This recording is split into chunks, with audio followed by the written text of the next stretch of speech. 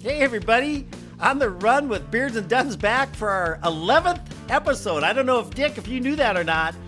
Last week with Bill Rogers was our 10th episode. That was kind of a milestone that we've been doing this for I guess that long already. But I don't know about you, Dick, but I'm still kind of giddy over Bill Rogers having a sit down with you and I. Wasn't that fun? I mean, Bill, like I said this last week when we had Bill on, I've known Bill for 40 years or a little more than that, actually, and he hasn't changed a bit. He's older. He's 75 now, but he still gets out there and run, and he's still the same old Bill. Is one of the nicest guys you'll ever meet, and it was so fun just listening to some of his thoughts and ideas and stories from all those great years of running he had. Oh, very much. He's sharp as a tack. I mean, the guy's memory for running details and stuff. And, and I was telling a few friends of mine about it and how excited I was.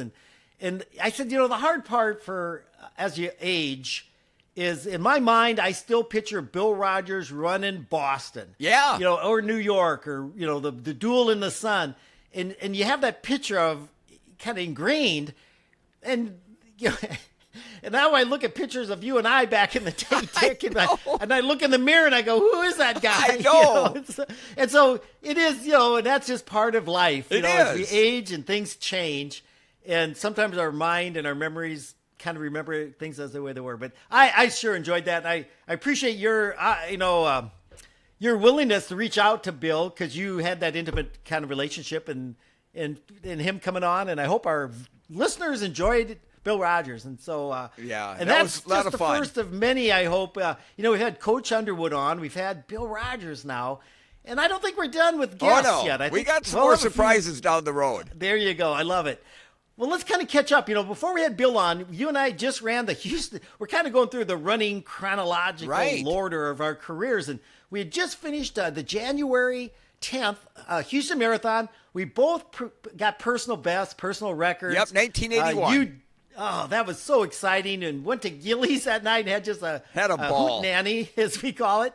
And then the next day you went back home, I went back home, and I know I had a race in a few weeks over in Marshall, Minnesota. I went over and did a 10K. It was a race they had. I can't think of the race director. He was an insurance salesman in Marshall. Do you remember that family? They were just a wonderful Dave husband. Bouchard. Dave Bouchard. Thanks for reminding me. And I went over to do Dave's race in Marshall a couple weeks after Houston, and Lyle Clausen, one of my old buddies, was there. Jerry Sattel. I remember Jerry. He was a good runner from Minnesota. It was a great race, cold weather. It was in late January, early February. You, on the other hand, finished up Houston, and Dick, 3 weeks later, where were you? I was in Beppu, Japan for the Beppu-Oita International Marathon. It's Japan's oldest running marathon, so it's got a lot of prestige, kind of like the Boston Marathon here in the U.S. Not quite that prestige, but still, it was in an invited group of runners. There was only 80 runners that were invited to run from all over the country. So, done. I get back from Houston our race was Sunday, I think, and I get back Monday. Tuesday, I get a phone call from the Japanese Sports Federation, invite me to come and run this Beppu Marathon. Now, and the date is like less than 3 weeks away. It was, at that point now it's less than 3 weeks away. And I remember, going to Japan. I mean, this was like outside my wheelhouse at that point. So I remember calling Coach Squires, and I go, Coach, I got invited to the Beppu International Marathon, and it's in 3 weeks. He goes, well, Dickie, how you feeling? I go, well, it's only been a couple of days, but I feel pretty good. He goes, hey, listen, an opportunity like that might not come your way again. He says, go for it. And so that's all I needed. And so, my first wife, Mary, and I, we flew over there, and they put us up, all the invited athletes, they put us up in the best hotels, fed us the best food, waited on us hand and foot, because even though we were going to be running against their countrymen, they wanted us to do the best of our ability. And, marathon running in Japan, it's like the NFL football is over here.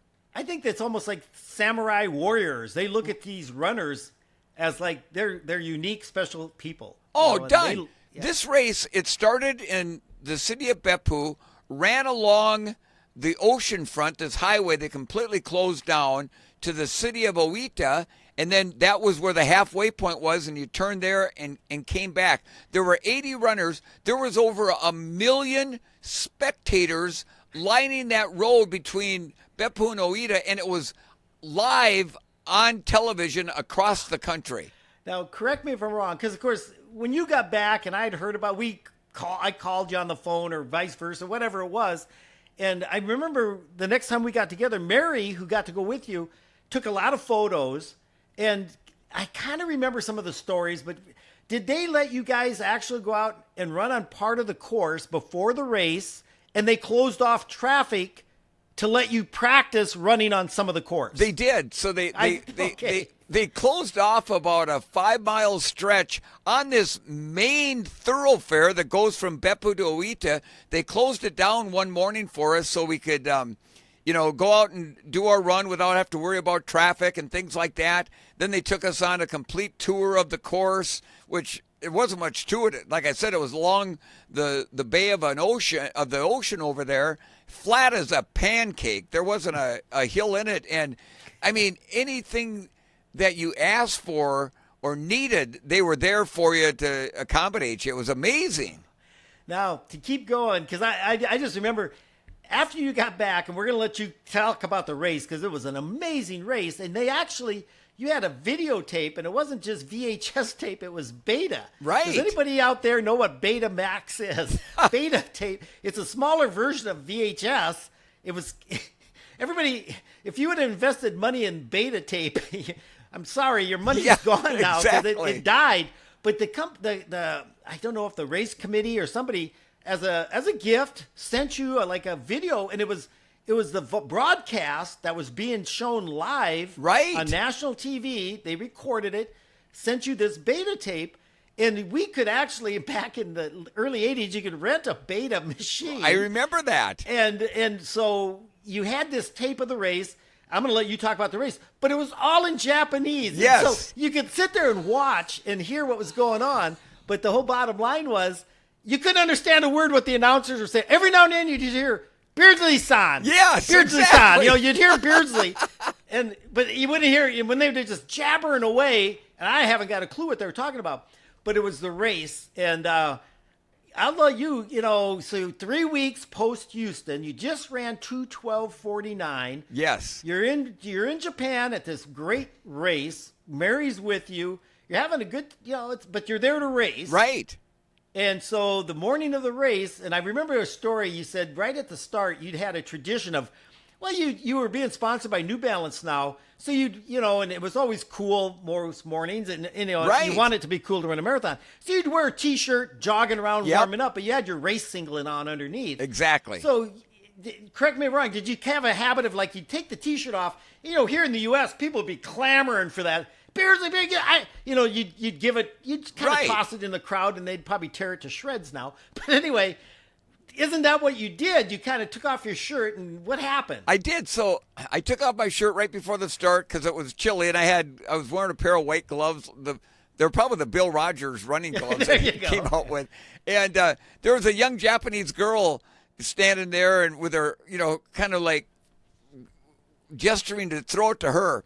So I kind of half-handed it, tossed it to her, and she had a big smile on her face. And so I'm at the starting line now, and we got this unbelievable pace vehicle in front of us and whatnot, and all these television cameras and whatnot. And the gun goes off, and me and a guy named, remember Kevin McCary?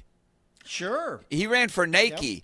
Kevin was there, and there was a couple other Americans. I think they're from Great Britain, if I remember right. Yeah, and there were some other, Europeans there besides the Japanese runners. But the two big Japanese runners were the Soh brothers, S-O-H. And one was like a 2:09 marathoner, and the other twin brother was like a 2:10 marathoner. They're identical twins. You couldn't tell them apart. No, and so anyhow, the gun goes off, and the pack was not real big right away. I mean, it was maybe 6, 7 guys. And I remember at about 5K, we go by an aid station. So I grab a cup of water or some kind of an electrolyte drink that they had over there, and I drank it, and I turned to one of the other runners that missed it and offered it to him, and he shook his head no. All of a sudden, an official on a motorcycle comes up along my side and says, no, no, no. Apparently in international races, you can't share. You can't offer assistance? Exactly. Wow. So I'm glad I found that out quick and that they didn't disqualify me or something, you know. Yeah, you cheater. Well, no kidding. Well, about 10K, it was down to the 3 of us, me and these 2 So brothers. So we're running at a good clip. So we come into Oita, the turnaround point, and you made this sharp turn. Mikey, done. We went through the halfway in 1 hour, 2 minutes, and 56 seconds. I remember watching the Betamax tape, and they had you could see the timer. And I was thinking, I remember you guys, so do the math, you guys, anybody, 103 half marathon. Right. Gee, all you have to do now is you guys work together, run a 104 coming back. You're going to have a 207 marathon under your belt. It would have been a world record. When you guys went around that turnaround, I remember on the videotape, it looked like you were running a 5K. It didn't look like you were running a marathon. You guys were in full stride. We were flying. And so anyhow, we started heading back to Beppu, and it was a beautiful, clear, calm morning. It was chilly, but it was calm.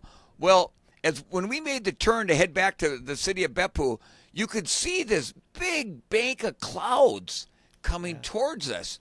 Well, at about 30K, this front came through, and the wind started blowing about 20 to 30 miles an hour right in our face. So now all of a sudden, up to that point, we're running like 206, 207 pace. So all of a sudden now this big wind comes through. We're heading right into it. So the 2 So brothers, they tuck in right behind me. Single file behind me. It's like a bicycle race where they're drafting you. Yeah. They're drafting me. So I'm thinking, okay, that's all right. I'll go for like a quarter mile, and then one of them will rotate. And that's kind of was the unspoken rule back then, at least in the U.S. And then with a mile or 2 to go, everybody's on their own. So I go for a quarter mile, and those guys are still sucking off my back. I go for a half mile. They're still right there. So I've gone about 3/4 of a mile now, and I'm bucking the wind, and these guys are sucking off my back. So I turn and I motion with my right hand to come around me, and they both shake their head no. So I think you're doing fine.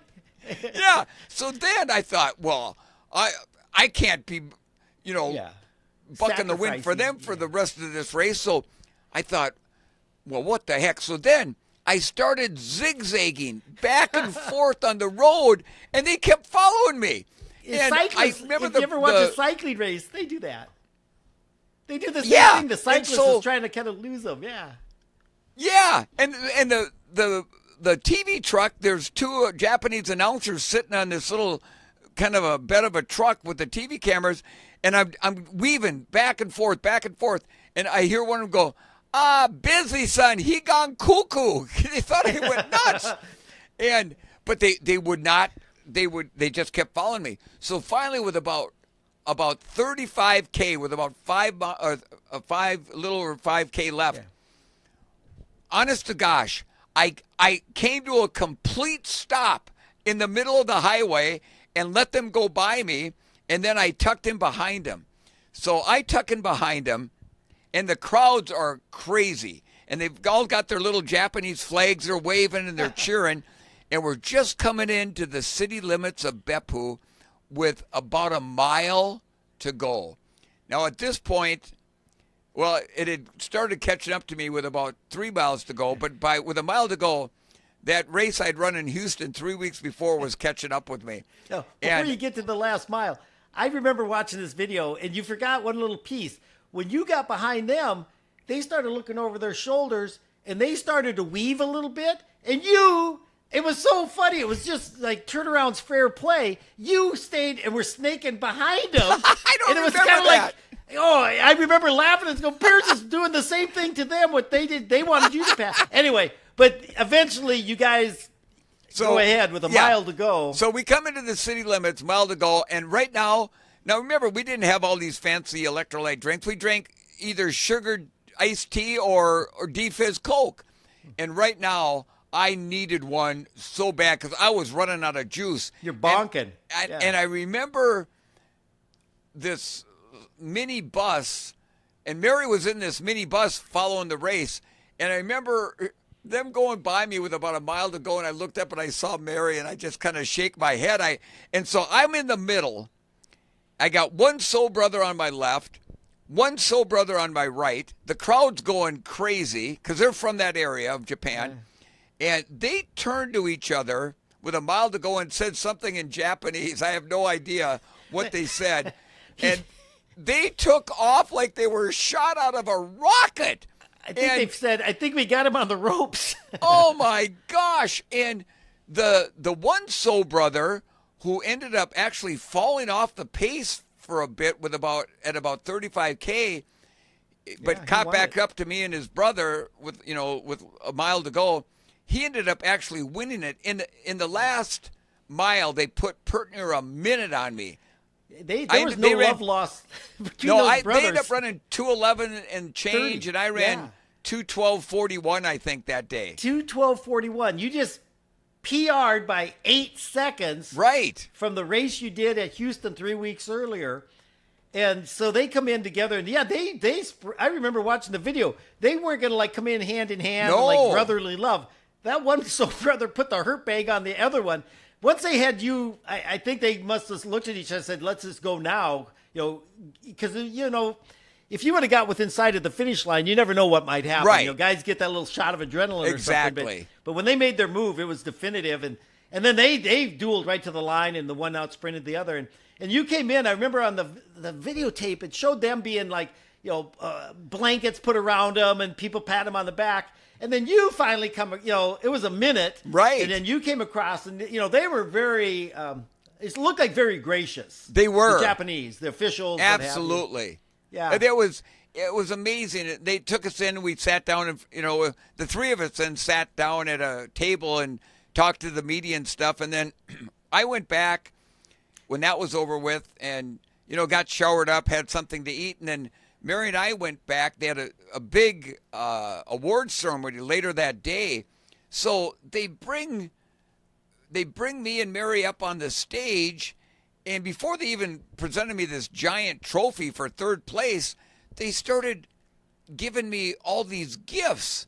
And, I mean, honest to gosh, I had gifts. I had both arms out, and I had to go down and set them off the stage and come back because there was more they were giving Mary and I. It was just absolutely amazing. Now, that T-shirt that you gave away at the starting line, that comes back here after the race, doesn't it? It does. How'd that play out? Well, so I'm at the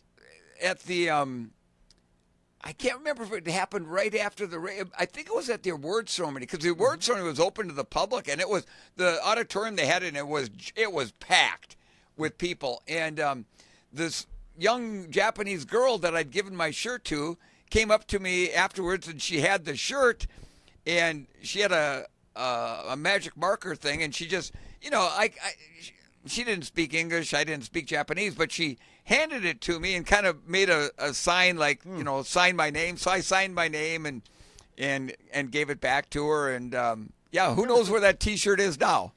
And I think you remember you telling me that they like you to sign. You called it like a tile. Yes. Or something like a postcard, or what was it? I don't know. It looked like a piece of tile. It wasn't tile, but it was hard like that, and it was a square, like a square tile.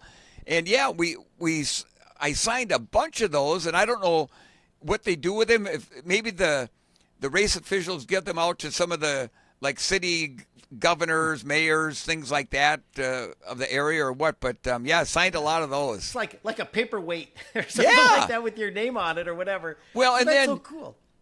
Well, so then finally that's all over with, and we go back to the hotel, and And the next morning, they had told us, I had an interpreter, Mary and I did, and he said, before you leave, you need to go to Monkey Mountain. It's this mountain area inside the city limits, and there's all these wild monkeys running around, but they're friendly. So we got up the next morning. We thought we got to go to Monkey Mountain. So there's taxis over there. Okay, our taxis in big cities, not the cleanest things to get into. Yeah. Honest to gosh, these Japanese taxi drivers, they wear white gloves, they wear a uniform with a cap. Oh my Lord. And when they don't have somebody in their cab, they're out there polishing it and cleaning it and stuff. So we get into this cab, it's immaculate, and all I said was Monkey Mountain, and the driver he knew what I was talking about. So he takes us a few miles to this Monkey Mountain. We get out, and right behind our cab comes another cab. And this Japanese businessman gets out. He walks over to me, and he spoke a broken English. And I'm not. I hope I'm not. What's the word I'm looking for? He said, "Mr. Beardsley, I don't want to. I'm doing a Japanese." Yeah, you don't want to sound like you're ridiculing. Putting them down. No, not at all. But he comes over, he goes, Mr. Beardsley, me and my family watched you on television yesterday. Wonderful, wonderful race. And he says, thank you for coming to Japan. And he gives me this wrapped gift. And he shakes my hand, and he gets back in his cab. And it was this beautiful Japanese, some kind of a little, thing to take home with me to remember Japan. But I thought, this is amazing. This guy saw me on television. He must have been parked outside my hotel. How did he know I was going to Monkey Mountain? Unreal. So we go to Monkey Mountain, and we got monkeys. Did you get a tour of the New Balance factory? So I'm getting to that. So we go to Monkey Mountain. We and everything, and the monkeys are crawling all over us. It was kind of fun. So that afternoon, we got on a flight, and we flew to another city. I forget the name of the city, but it was a big city where New Balance had a big factory over there in Japan.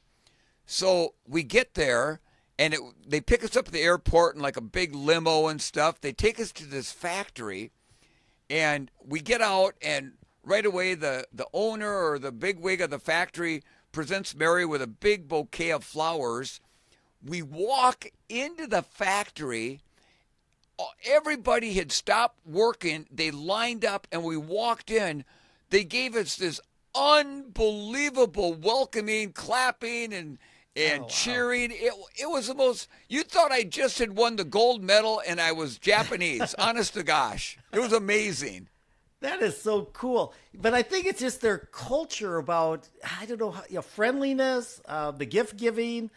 Honoring, respect is, I hope, done. I wish we had a little more of that. Of all the places I was fortunate to run in around the world, and I said this to many people, if you ever had a chance to go run a race in Japan, go. Because they will treat you like you are the best runner in the world. They appreciate the effort that you put in, whether you win or don't win. But I should back up just a little bit. So a day or two before the race, remember ASICS, the big running shoe company? Well, back then they were called Tiger. Well, they got a bunch of us non-Japanese runners into a room, and they were offering us, I think it was like $3,000 or $5,000 if we wore their shoes in the race and wore a Tiger singlet. Well, I won't mention who they were, but there were a few of the Americans and a few of the Europeans that thought, what the heck, I'm in Japan, and my shoe company I run for is not going to know I'm wearing their shoes. Well, they wore them, and most of those guys that did that ended up getting blisters and having to drop out and stuff. And I thought, I'm not doing that. I don't care how much money they're offering me, but no, it was amazing experience. Absolutely. That is so, it's kind of, when you think about where you were at, a year earlier. If you would. Right. The spring of 80, you were hoping to go to the trials and just finish up your running career.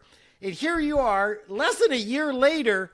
And can I just say, you kind of got the rock star treatment, it sounds like, in Japan. Yes. Which has kind of just blown you away. And I think you remember me telling me that Mary, blonde-haired, tall, blonde American women are really admired. And when I say admired, I mean it in the right way. Right. Not like they're oogled and stuff like that, but they just find them as very elegant or something like that. Right, because they're just, they don't get a chance to see a tall blonde gal over that way very often, And, so Mary was also kind of getting the star treatment. Oh, absolutely. And Dunn, yeah, I would have never thought in a million years that a year earlier I'd be coming, being invited to go run a race in Japan. It was just so beyond what I look back, 5 years earlier in 1970 or 6 years earlier, when I graduated from high school and never made it to the state meet here in Minnesota in cross country or track, and now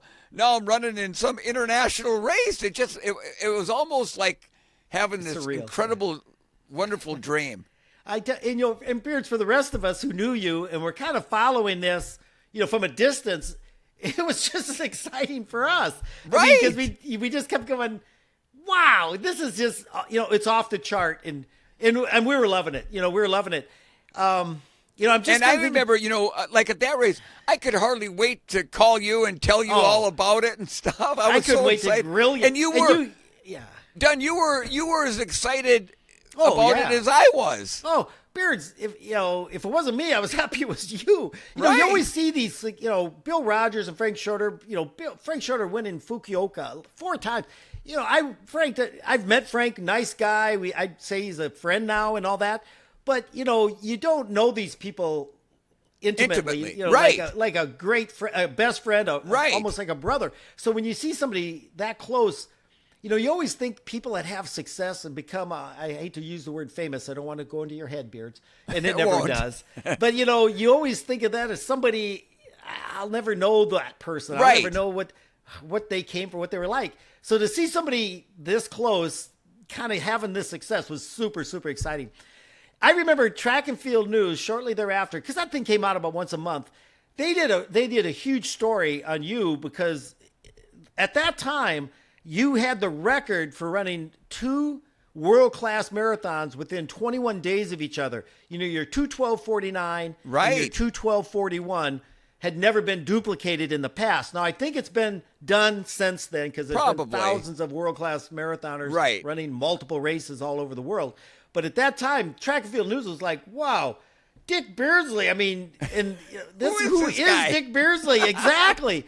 And to see Dick, your picture, which we're going to talk about here in a minute, in Track and Field News. I mean, as a high school kid, I couldn't wait to get it. My coach, Gene Borman, got it at the high school. And whenever it hit his mailbox, he'd have it down in his classroom. That thing would be dog-eared and tattered by the time about a week later, because I would read it from cover to cover. And I always thought, man, how cool it would be to be good enough to get your name. And here was Dick Beardsley's name multiple times and then a photo. And the photo was actually taken a couple weeks later. And let's just cut to our last little segment here for today's visit. March 1st, 1981, Bob Bartling put together a crew to go to Lincoln, Nebraska to run in what's called the Statehood Days 10-mile. And I think Statehood Days was it was the anniversary of when they became a state, obviously. And Dunn, this is only like 2 or 3 weeks after Beppu. This is about 3. If it's 3 weeks, it's at the most. It's probably more like 2 weeks because it was March 1st, and Beppu was probably like the 10th or 11th of February. Because I mean, it had to have been not very long time. No, it's your first race after Houston, after Beppu. Bob Bartling calls you up and goes, Beards, we're going to Lincoln, Nebraska. Come run with us. And Dick's like, sure, why not? And so I don't know, remember the details. If you and Mary came to I Brookings, can't remember either. We all kind of jumped in. I know one year we took a school bus to Lincoln. I don't think you were in that. No, I wasn't in that one. But we actually we drove down to Lincoln. And we always had a place to stay. I don't remember the details, and we were running for the Prairie Striders. Now you were under contract at this point. Right. New Balance. I was happy to run for Bob, even though I was working at Athletic Attic, and I usually wore my Athletic Attic jersey now because I was representing the store. But we were Team Prairie Striders. When you ran for Bob, you were wearing the Prairie Strider singlet. Exactly. And I remember he had a box full of them, and he'd pull out, and they were all basically the same size, medium or small or whatever, and he starts handing them out. And I remember, and I don't think you said anything, and Bob gave you the look like, Beards, you're running Prairie Striders today. And I think you're just so good a guy, and you respect your elders and that. You didn't put up a fuss, you put the dang thing on. Probably thinking like those guys over in Japan, they'll never, it's a little race in Nebraska. Who cares? Right. So we line up, and if you go to the extras, when this comes out when this podcast gets published so you can hear and listen and see this, I'm going to have on our website, Mary and Karen, I'm pretty sure we're at the race and took a lot of photos, and I'm going to put up some photos from this race. There's some great results. There's some great stories that were written in the Lincoln paper. A really great shot of you and Bob Wallace. And I'm not going to give it away, but Bob was, I think, the defending champion, had won the race the year before. This race was known for notoriously, well, let's do the math. March 1st in Lincoln, Nebraska. What kind of weather do you think you're going to get? If it ain't cold, it's going to be really cold. Or windy. And if it's not windy, it's going to be really windy. Right. And so, long story short, we lined up, and there's a picture of you and I. We're kind of warming up right before we go to the line. And there's a picture of you blowing into your hands. And I think you even have gloves on. You're still blowing into your hands. Oh, We're both wearing long sleeve turtlenecks. It was nippy. It was maybe 35 degrees, and the wind was all of, you tell me, Beards, 10 to 20 miles an hour out of the north. I think a good 20, and we had to run the first 5 miles. We're right into it. First 5 miles. So the gun goes off, and at the starting line, and there's a shot of this I'll put on our website. There's Dan Dreyer, who was like a multiple All-American from Southwest Missouri State. He was a Division II cross country. He got second, I think, one year. Mark Kerp, who's going to go on to have an outstanding professional running career, running for New Balance later. Mark Kerp, still in college. He's on the starting line. It's a who's who. There was a team from Colorado that had, if I remember right, a guy named Mark Weeks. I think Ted Castaneda was there. Oh, I mean, it was a star-studded field. It was a star-studded Midwestern. Right. And the defending champion, Bob Wallace, an Australian outstanding runner who unfortunately passed here a few years ago. I heard from him with a brain tumor. And he was just a super, super nice guy. He was a defending champion. Great guy. And he had the course record in like just a hair over 50 minutes, which is pretty outstanding considering the weather they usually had that day. Well, the gun goes off and Beards take it away. There was a good group of us right at the start because into the headwind, it was like a bike race. You were up there, Bob Wallace were up there, and the rest of us were tucked in, sucking your guys' backs because you were giving us a draft. And I remember at about 4 miles, 3.5, 4 miles, you were running hard, and I was right behind you, and I go, Beards. And you kind of looked over your shoulder and go, attaboy, done, because it's like, I was right on your back, and I don't think you even thought, Mike's out here somewhere doing his thing. And I was like, man, I'm in the front pack running with the leaders here. I'm coming off my 2:19. Right. I'm having a great day. And I was feeling great. Well, at about 4 miles, we turned straight north. I am not kidding. Freaking gust of wind hit. And Beards, if I remember right, you put the hammer down. I did. So I knew we were going to be coming up onto, 5 miles pretty soon where we turned around and then we get that wind at our back. And so I thought, I remember putting in a hard surge because I thought, okay, everybody's got to be tired from bucking this wind, and if I can get open up a little bit of a gap, and then all I was thinking about was that turnaround and get that wind at my back, and then I was going to just really try to start putting the hammer down at that point. And I can't remember at the turnaround, was it just me and Bob, or was there still all of us? When you made your move at 4 miles, I was right behind you, and it was a noticeable change of pace into this headwind. And I had you have that moment in a race where it's like you go with this move or you don't. Right. And I was running I was at threshold. I mean, we were right about 25 minutes flat at 25 miles running into the wind. And I kind of made this thought. I go, man, Mike, we're going to turn with the wind, but you want to have your legs still to take advantage of that. Sure. And I thought, nah, I was in the second wave. I thought, I'm not going with the leaders. And that was you and Bob Wallace, and maybe one or two other guys might have went for that 1 mile. So when you guys turned, we saw you coming back, and it was you were on the front. And Beards, just to put it mildly, you were putting the smack down. I was. It was amazing. That 5 mile turnaround was like a carrot on a stick for me. It was that motivator to keep me going because, I don't mind running in the heat, the cold, but man, when you're bucking a headwind, and so I just kept thinking about that turnaround. And when we made that turn, man, I took off, and it felt like, honest to gosh, having that wind in my back. It was like, I felt like I was flying. I honestly did. It's the greatest sensation because when we turned, when you're running into the wind going through your ears, cyclists know this. You can't hear much. No. But when you turn and get a tailwind, all at once it gets dead quiet. Because now your speed is kind of equaling the wind speed. And that's what happened. Well, I took off at the turnaround, and everybody strung out. I mean, it was every man for himself because the draft really didn't mean anything with a tailwind. No. And you guys disappeared. I kid you not. And if you go to the extras, the article about the race talks about some of your splits. And I know somewhere in there you threw in a 4:38 mile. Yeah. I think you ran your last 5 in like 23:30, something like that. Yeah. Now, if anybody out there is doing the math, it's basically 4:40 to 4:45 pace the last 5 miles, which is moving. I mean, it's one thing to do that for 1 mile, and I don't care how hard the wind's blowing. I couldn't do that for 1 lap of a track right now. Well, anyway, there's a great shot, and it'll be on our website under extras of you coming across the finish line. And Beards, you look awesome. You've got the biggest smile on your face. You got your hand up, and you're not one for making a big scene, right? But I remember you have your number one. You got you're signaling first place as you come across the line. It's a great shot. I come across in 8th place, and I am so ecstatic. And I told Dick before we started recording this, I was fighting for every spot, and I knew I was under 50 minutes for 10 miles. Which is awesome. I'm like going, I've never run this fast, this far. And when we hit the track, you had to do 3/4 of a lap, and you did the 3/4 of a lap in the opposite direction. You ran it clockwise. Right. Most of us are definitely used to running counterclockwise, always turning left on the track. Well, the way that the course was set up is you come into the stadium, the track is on your right, so you jump onto the track and do a counter 3/4 of a lap. And I don't know if that made me.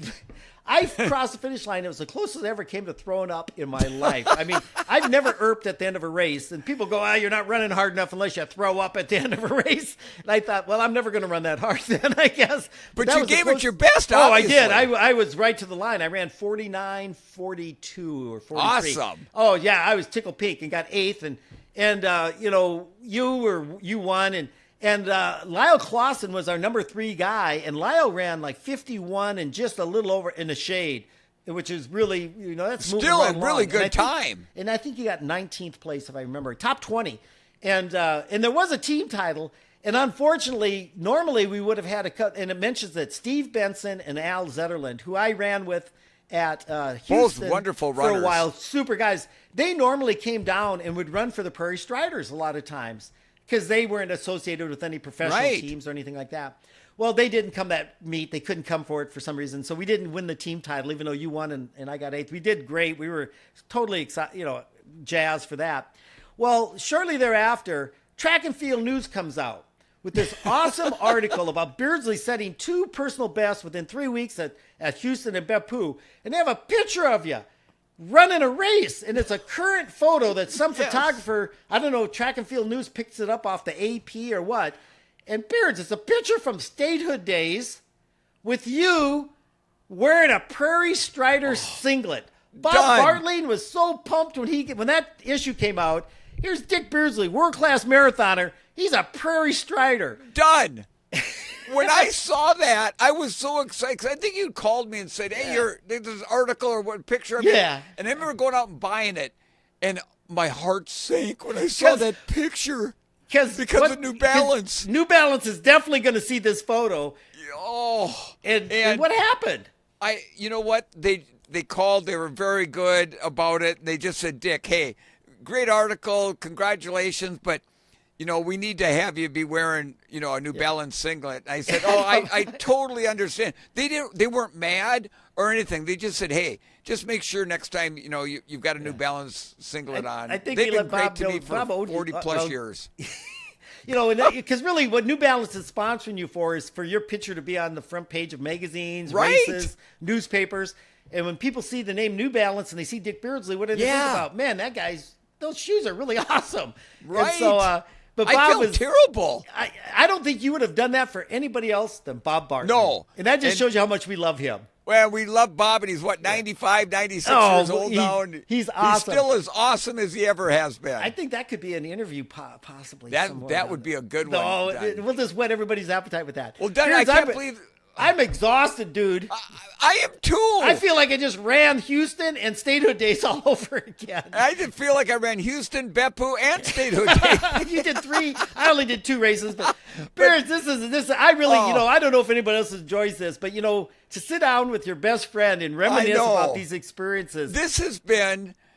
When you and Ben had mentioned maybe we ought to do a podcast, I thought, but this has been beyond fun for me, and you and I, it reminds me of the old days when we used to get together every New Year's and reminisce about we would do the same thing. We just do it, just the two of us. It's a good thing that we can still remember at our ages now, way back then and stuff. But we want to thank everybody. And, look at these shirts. There'll be some announcement coming out. We're going to do some merch. For anybody who thinks the podcasts are fun and you want to support us, you'll be getting some information about how you might be able to get some items. Absolutely. And a big thanks to Ben for coming up with the designs on those shirts, too. And we want to thank everybody for listening today. And if you have any questions for Dunn and myself or comments about the show, you can contact us directly on our website at beardsanddunpod.com or leave us a comment on our Facebook, Instagram, or Twitter, all at Beards and Dunn Pod. And my line, if you're watching on YouTube, hit that like, subscribe, leave us a comment. We'd love to hear from you. Beards, have a great day, man. It's always great to visit with you. You too, Mikey. We'll talk to you next week, buddy. All right. Have a great one, bud. Bye-bye. Bye-bye.